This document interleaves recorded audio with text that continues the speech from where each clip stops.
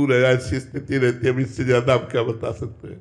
आग का ताप नहीं आ रहा महाराज। नहीं, महसूस होता है कि आग लगी है, दिखाई देता है आग लगी है, पर आग की पीड़ा नहीं है, जलन नहीं है, तभी हम आनंदित है। श्री जी ने एक कमरा अंदर दे दिया है कि अगर इस रूम में बने रहोगे तो त्रिभुवन का कोई भी ताप तुम्हें स्पर्श नहीं कर पाएगा। तो हम उसी रूम में रहते हैं। वो रूम है श्री राधा जुगुत चरण निवास। तो वही वो श्री राधे पदरस विलासे मम मनहा, प्यारी जू के गोरे चरणारविंद। उन्हीं का बल है और कुछ नहीं, उन्हीं के चरणों के बल से कोई कष्ट नहीं। हम बहुत आनंदित है, हमें कोई कष्ट नहीं। महाराज जी हम सबको भी कमरा मिल सकता है? कोशिश तो यही कर रहे हैं कि आप सब लोग, हमारा एसी रूम इतना बड़ा है कि पूरा ब्रह्मांड आ जाए तो भी उसमें कमी नहीं होगी।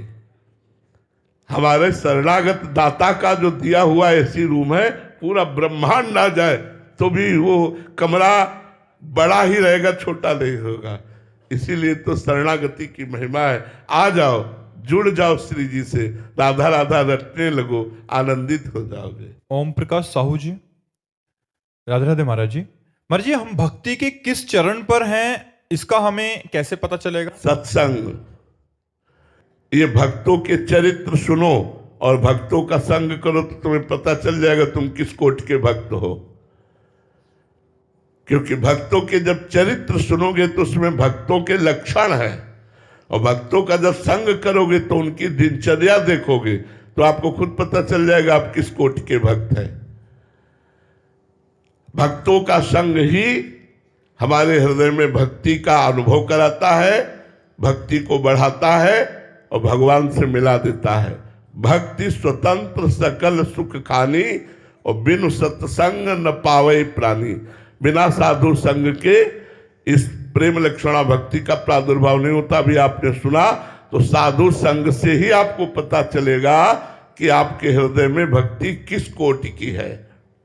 गोविंद सिंह जी कन्नौज से, राधे राधे महाराज जी। महाराज जी अपने आंतरिक स्वरूप को कैसे पहचाने? पहले बाह्य स्वरूप का विस्मरण करो, तब आंतरिक स्वरूप का स्मरण होगा।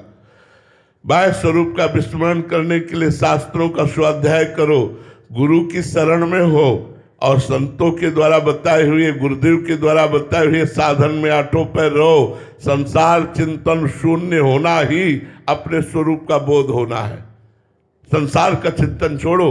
देखो कितना संसार का चिंतन करते हो, रात दिन संसार का चिंतन करते हो। भगवान का चिंतन कितना